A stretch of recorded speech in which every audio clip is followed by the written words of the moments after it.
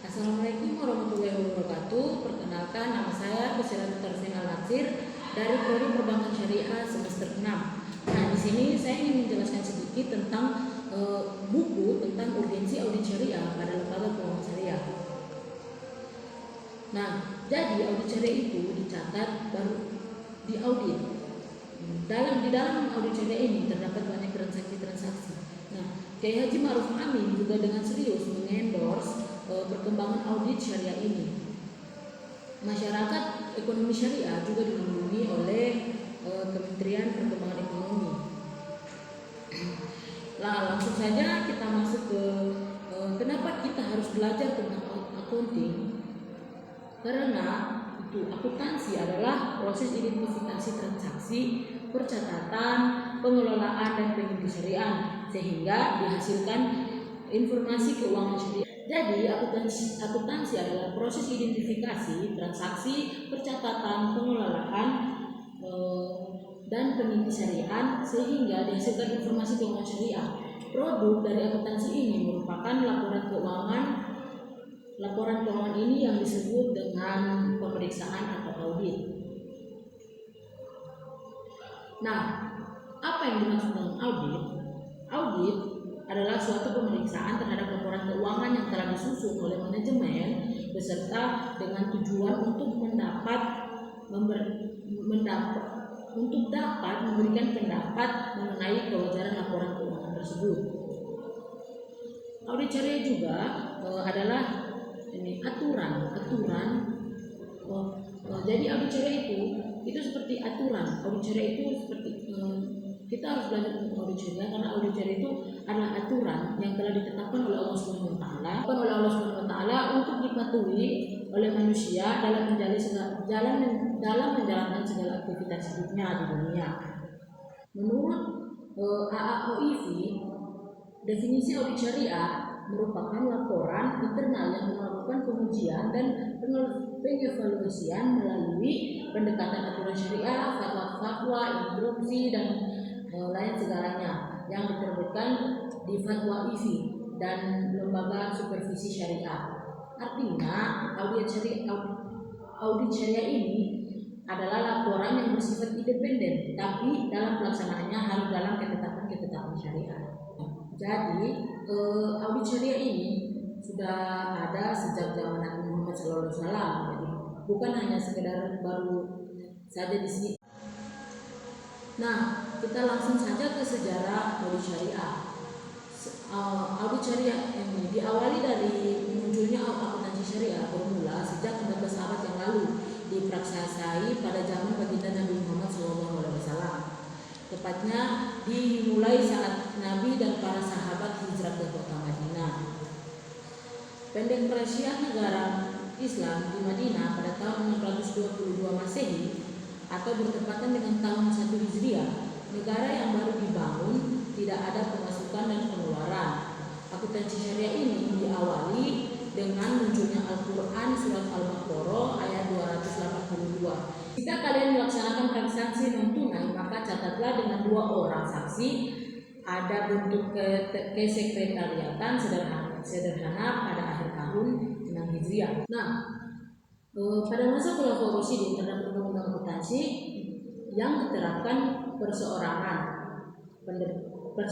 perserikatan atau syirka atau perusahaan akuntansi wakaf, hak-hak, pelanggaran penggunaan harta atau hizr dan anggaran negara. Rasulullah SAW juga telah mendidik secara khusus beberapa sahabat untuk menangani profesi akuntansi dengan sebutan-sebutan tafazihatul anwal atau pengawas keuangan atau accounting.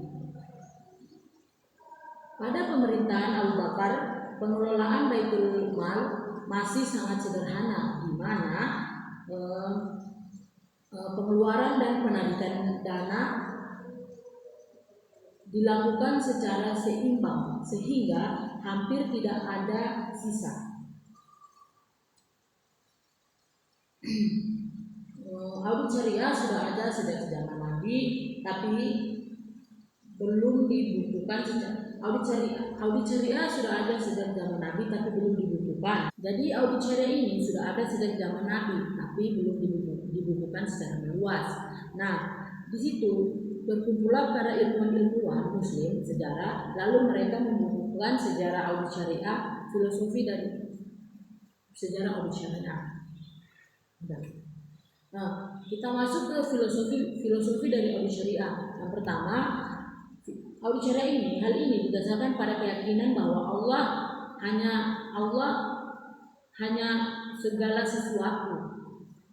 Yang kedua, hal yang didasarkan pada moral seperti takut pada Allah Subhanahu wa taala, kejujuran, keraguan, janji, kerjasama, dan pengampunan.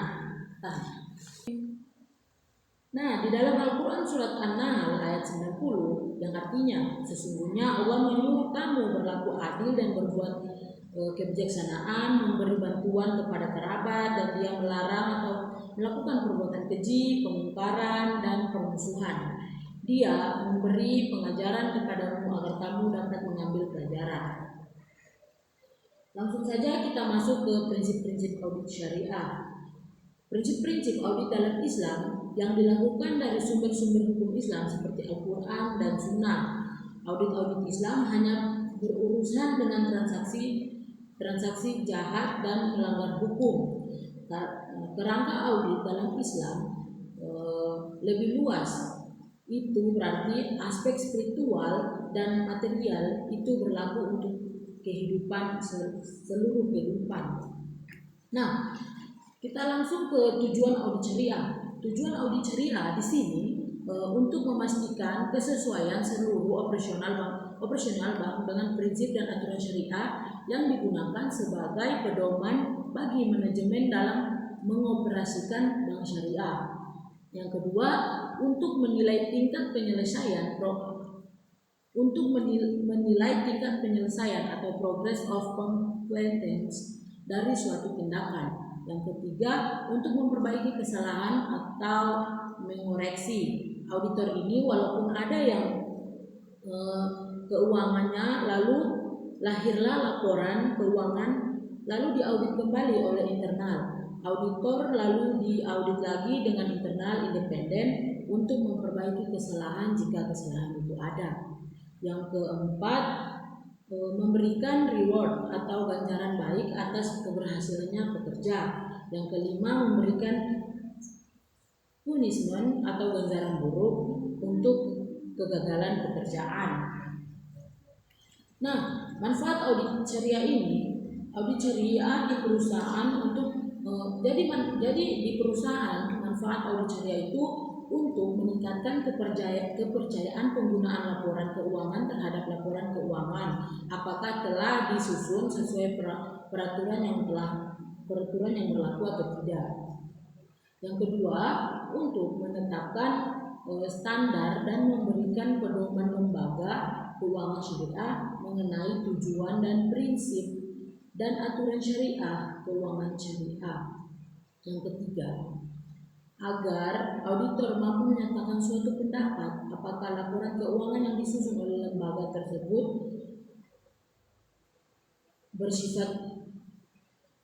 apakah laporan keuangan yang disusun oleh lembaga keuangan syariah dari semua aspek yang bersifat internal benar dan wajar sesuai dengan aturan prinsip syariah, standar akuntansi AAOIV serta standar dan praktek akuntansi nasional yang berlaku di negaranya. Oke, baik, jadi misalnya dapat saya sampaikan, kurang dan lebihnya mohon dimaafkan. Dia memang kayaknya terlalu banyak kekurangan. Saya akhiri, bila itu hidayah.